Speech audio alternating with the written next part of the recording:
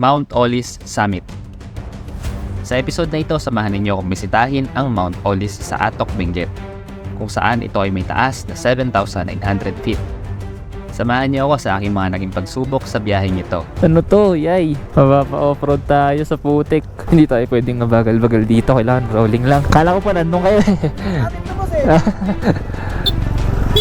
May aksidente, guys. Mukhang malalay aksidente. Ganoon na rin sa mga naging kasiyahan sa ating paglalakbay. Ay, grabe, napaka-solid ng view dito. Ayan na guys yung ulap, oh. Katapat na natin. Nakalagay dito, you are now standing at Mount Olis Summit at ang kanyang elevation ay 7,900 feet above sea level. At kung naging matagumpay ba ang ating pagbisita sa Mount Olis. Sarap ng ulap.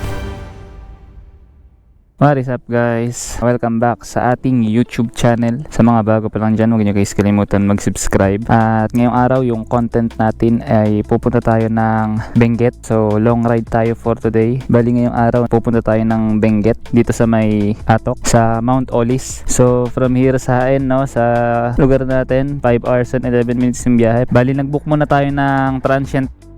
Pero doon muna tayo diretso sa transient natin kasi sigurado gabi na tayo makarating. Since 4:30 na yung oras ngayon, bukas tayo ng umaga pupunta sa may Atok. Ito nga pala guys yung kauna-unahan nating long ride na solo tayo. Yung huli kasi nating ginawang long ride nung nagpunta tayo ng Baguio, doon lang mismo sa may city ng Baguio. Grabe yung mga lubak dito, hindi na naayos. Hindi ka taga rito, hindi malabong, hindi ka malubak daming mga sira-sirang kalsada. So yung bundok or yung Mount Olis nga pala guys, may elevation siya na 7,000 feet. More than 7,000 feet, hindi ko alam yung eksakto, basta nasa around 7,000 siya, yung kanyang taas. Bali, isa tong Mount Olis, sa sikat din na atraksyon na pinupuntahan sa may Benguet. Dahil kitang-kita rito yung bayan ng La Trinidad, Baguio City. Isa pa sa nagustuhan ko dun sa Mount Olis, kung ba't natin siya gustong puntahan para sa ating content, yung kanyang elevation nga, dahil sa sobrang taas niya, kapantay na natin yung ulap dun sa bundok na yun, lalo pag natsyempohan natin yung tinatawag nila na Sea of Clouds. Depende kasi yun sa weather kung ano yung magiging kondisyon ng kaulapan. Pero meron nung tinatawag na Sea of Clouds. Pag natsyempohan natin yung Sea of Clouds na yun, wala tayong ibang makikita kundi yung ulap, So hindi natin alam kung ano yung matsyempohan nating weather doon, So bahala na kasi sabi nung nakausap natin si Sir Hector, yung nagtutour guide doon sa Mount Olis, sabi niya medyo masama raw yung panahon kapag kasapit ng hapon. So yung best time daw talaga na bumisita ron sa Mount Olis is around 5:30 AM hanggang 9 AM daw. Kaya bukas natin siya pupuntahan. Yung mga daan dito ngayon sa Carmen, puro under construction din karamihan. Merong part dito na puro guhit. Pakita ko sa inyo guys Ito yun ito yung kalsada rito. Gumagewang yung motor kapag dumadaan sumusunod siya sa may linya. Pag mabilis ka yan sigurado may chance ang madulas ka. Medyo may pundo ng konti yung ulap medyo madilim. Pero sana hindi tayo maabutan ng ulan sa daanan. Pero mukha namang hindi. Maliwalas naman banda ron Doon tayo pag-uwi pupunta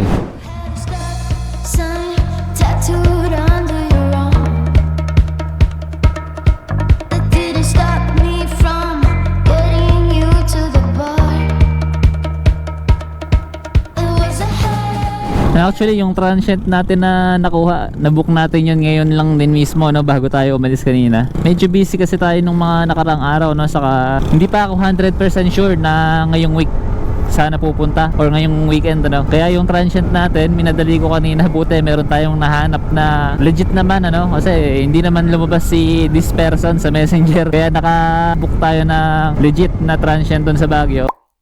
Time check guys, 5:55. Nandito na tayo sa may Rosario, Pangasinan. Update lang tayo. Dito na tayo sa may SM Rosario. Malit lang pala yung SM dito, Yun lang, sobrang traffic dito guys. Bayan kasi nila to Ang haba ng tulay na to Tapos yung tubig sa ilog, ang konti. Napakalawak niya, ang haba. Anong ilog kaya to? Villasis Vegetable Bowl of Pangasinan. Meron pala siyang bansag din. Kumbaga sa Nueva Ecija merong Gabaldon, merong Bungabon, yung onion capital of the Philippines. Then dito merong bowl of vegetables sa Villasis, Pangasinan. Time check 6:06 na guys. Medyo dumidilim na yung paligid kapag gabi na. Hindi ko alam kung saan tayo dadaan, pero para gusto kong mag Marcos Highway na lang para mas safe. Pero depende rin sa weather kasi kapag naulan, mas okay dumaan sa may Marcos Highway, hindi nakakatakot gaano. Kasi pag doon tayo nadaan sa may Cannon Road, sa mga napanood kong previous video ng ibang vlogger, merong mga small landslide na nangyayari sa ibang part, sa part ng Cannon. Time check 6:21. Naggigit-gitan tong dalawang sasakyan na to, yung bus saka truck. Papark, magbababa ng pasahero, magsasakay. Hindi ko tuloy nakita yung SM. Anong SM ba to? SM Urdaneta. SM City Urdaneta na tayo guys. Dito sa bayan na to, sa Urdaneta, hindi ganun kahigpit yung implementation nila ng rules Yung mga motor dito, walang mga iba walang mga helmet, walang walang nanghuli, o baka dahil hapon na, walang naninita. Bili lang tayo ng may inom, pampagising, saka pampalakas, energy drink.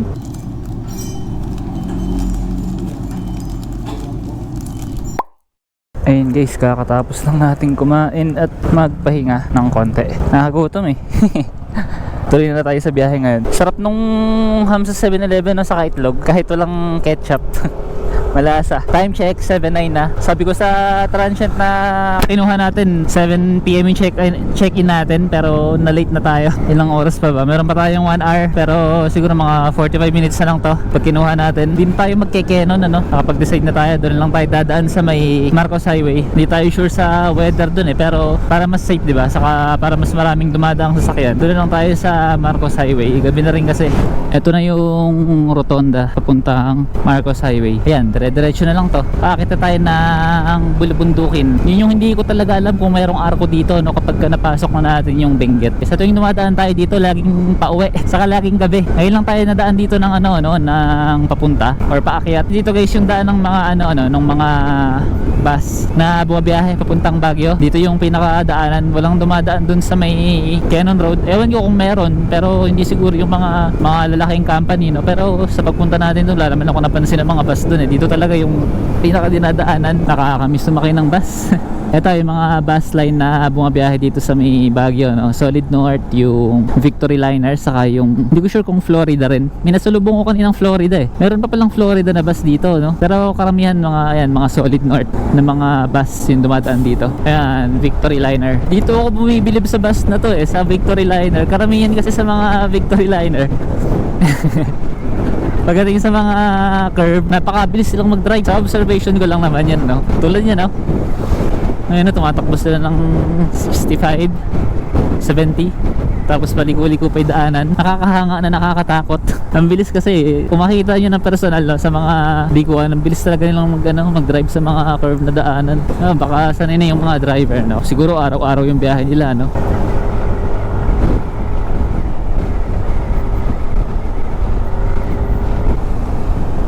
Ayun, lubak. May mga lubak-lubak din pala rito. Ayun, nag-stop na yung live natin. Wala na tayong signal. Walang bars 0 bars. Karaniwan talaga dito mga dump truck kalalaki nila Ayun guys, nakarating na tayo dito sa transient natin. Bali, ito yung itsura pakita natin. Ito yung pinaka-pintuan. Then pagpasok mo, ito agad nakabungad yung higaan. Then ito yung kanyang sala. Maliit lang naman. Yan. Bali, ito yung mga gamit sa kusina. Yan. Ito yung banyo. Pero in fairness maganda yung banyo dito. Malinis. Saka tiles. Lahat. Natin ilaw. Yun ang linis ng banyo. Yan. Bali, medyo pagod na rin tayo sa biyahe. Tuloy natin bukas yung vlog. Mga 5 AM siguro tayo igising din. Gayak tayo, siguro makalis tayo dito sa transient ng mga 5:30 AM. Then punta na tayo na Atok sa Mount Olis. So kasi guys, papunta na tayo ngayon ng Atok sa Mount Olis. Time check 7:11 na. Nalit tayo ng gising Nagpuyat na puyat din kasi tayo, kaya ayun, medyo delay tayo. Pero ayun, paalis na tayo ngayon. Mga 1.5 hours yata yung biyahe bago makarating ng Mount Olis. So ayun, see you sa ating motor. Thank you sir Tingin nyo yung tsura, kapal ng fog puro dito yung pinaka location ng place Matarik. Ito pala yung boundary niya guys Summer capital of the Philippines. Bali, Baguio City na to. Hindi pala siya sakop ng Baguio City. Yung tinuluyan nating transient, kala ko sakop pa siya ng Baguio City. Alam ko dadaan tayo guys ng ano yun, La Trinidad papuntang Atok. And guys, yung way pakanan, Atok Benguet. Ayan, so based dito guys sa ating Google Map, meron pa tayong 37 kilometers. At sa nakikita ko dito sa dadaanan natin, puro bituka na, no? Puro kurbahan yung mga dadaanan. So 37 kilometers tayong ganito.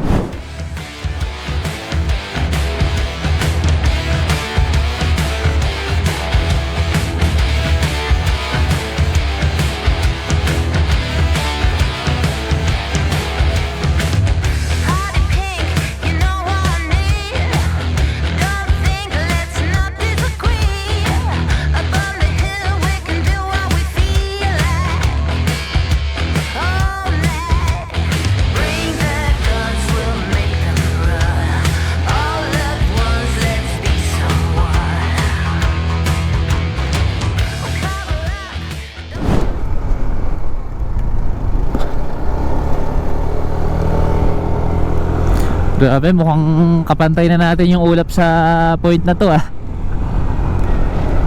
Ito yung sinasabi ko eh. Ito yung hindi magandang inaasahan natin na nangyari na nga. Napakakapal ng fog.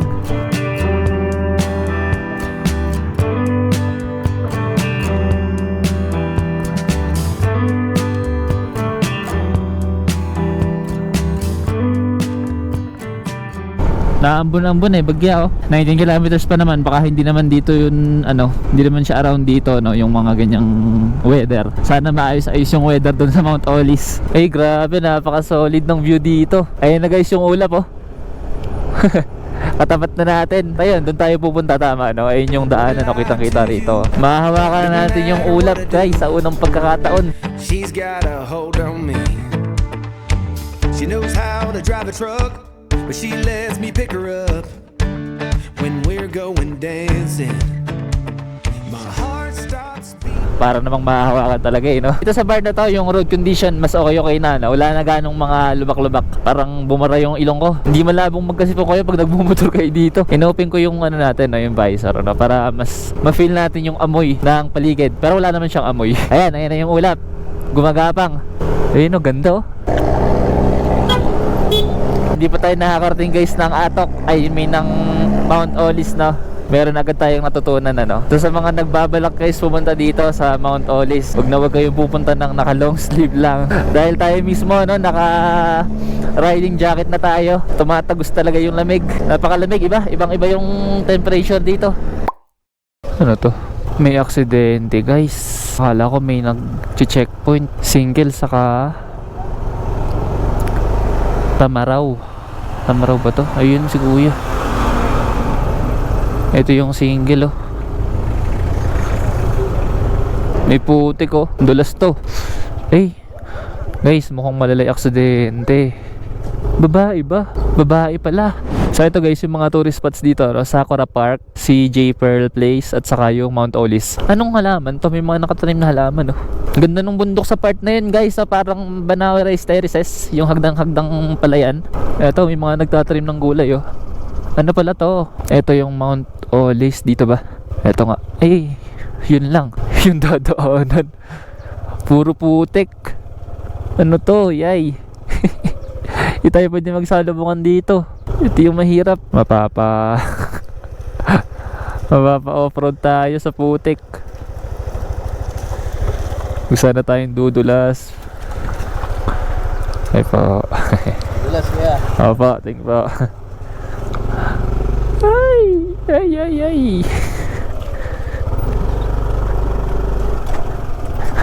Hindi tayo pwedeng mabagal-bagal dito. Kailangan rolling lang.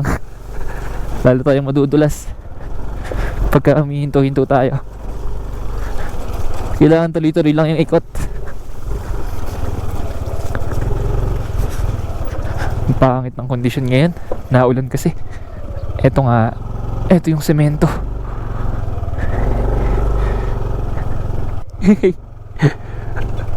Ang dulas. Grabe na may daanan na yun. Yun lang yung hindi magandang part, ano, kailangan sementado siya para mas okay. Ito yung Sakura Park, ano, pero tayo sa Mount Olis tayo. So diretso pa siya. Dalawang way pala to. Dalawang sementado yung ano, para sa gulong. Kaya pala may hati dun. Hindi ko alam kung magkano yung entrance sa may ano na yun Sakura ano na. May jeep.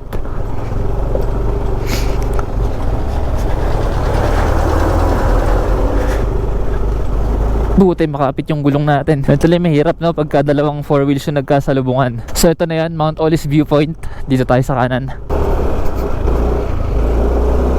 Welcome Mount Olis Viewpoint. Ito ba yun? Ito nga.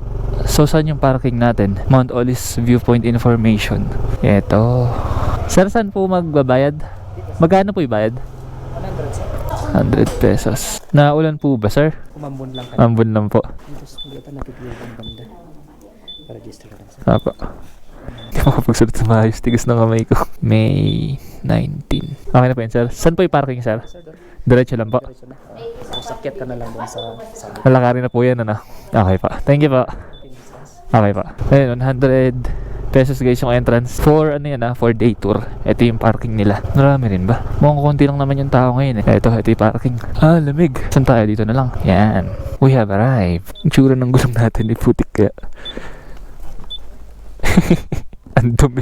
Dito na tayo guys. Ito yung itsura niya. Meron silang sementadong daanan dyan. Tapos may hagdan-hagdan ito. Tapos yung paligid kung makikita niya may iba't ibang klase ng mga bulaklak Ganda Tapos dito yung overstanding na view niya Ayan May mga bisita dito, mga naka-winter jacket sila. Anong mga halaman kaya ito, no?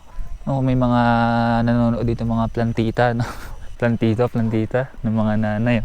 Sigurado alam na yung mga klase ng bulaklak na yan. Ano yung mga tawag. Ganda Ito itsura nyo. Meron ditong dalawang may abs na lalaki. Nakalagay, welcome to Mount Olis. Ayan. Ganda ng mga halaman, Ganda.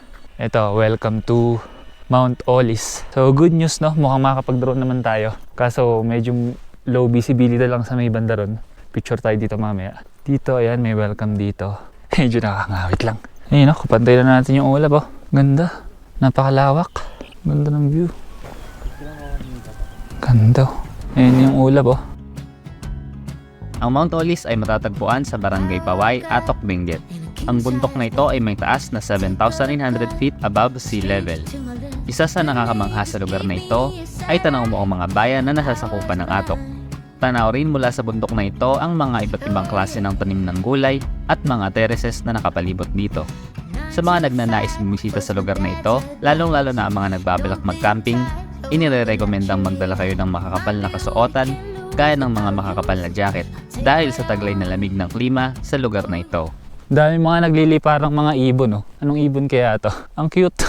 parang penguin yung itsura ng mga ibon dito. Bale yun guys, nakalagay dito, you are now standing at Mount Olis Summit at ang kanyang elevation ay 7,900 feet above sea level. Ganyan kataas tong bundok na to. Tapos ayun yung mga ulap, tingnan nyo kung gaano kaganda.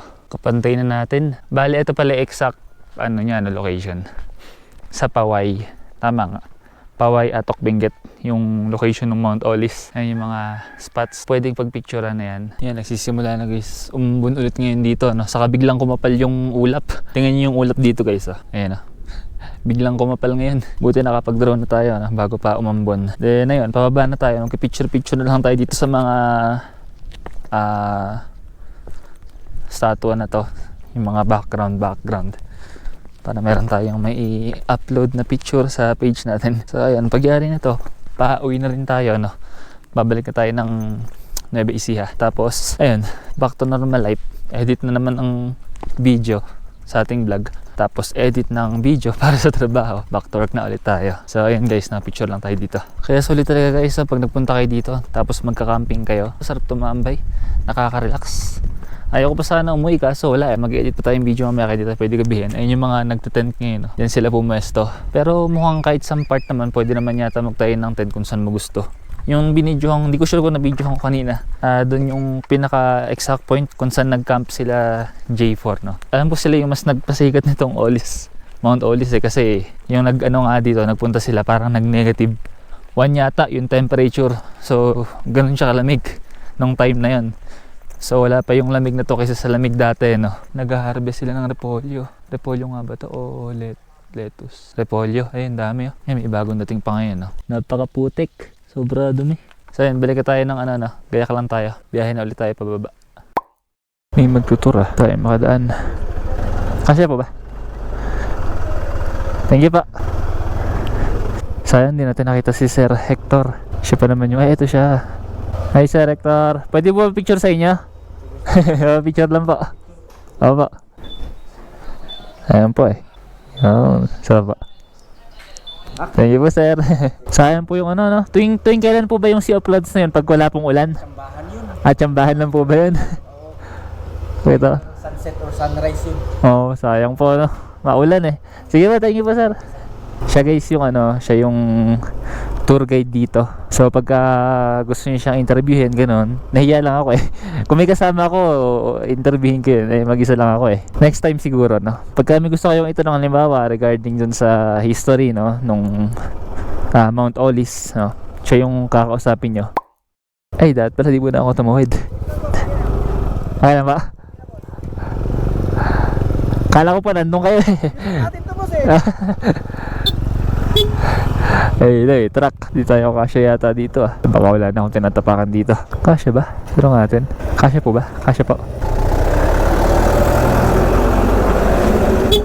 Mahirap na naman ng putik. Huwag na huwag kang tutukod. Hey, hirap. Grabe. Ayun guys, huminto lang ako dito sa isang tabi para mag-outro. So, hindi na ako makapag-video pa uwi, no? Dahil wala na tayong space sa ating camera. So, sa mga mabot guys, sa dulo ng ating video o sa dulo ng ating vlog, salamat sa inyo. Sana naging JK sa ating content sa pagpunta natin sa Mount Olis. So, sa ngayon, hindi ko pa alam kung ano yung susunod nating ride or ano yung magiging next vlog natin kung saan tayo pupunta. So, salamat sa mga nanonood ng ating vlog. Ayun, this is the Moto Vlog. Bye guys. Ganda ng Cannon Road. Nasa tabing bundok lang tayo. Tapos sa kabila may bundok din na mas mababa. Then sa gitna merong ilog. Ayan. Na may mahinang current. Nice. Eto guys, yung La Union. Yan. Yan yung kanyang arko.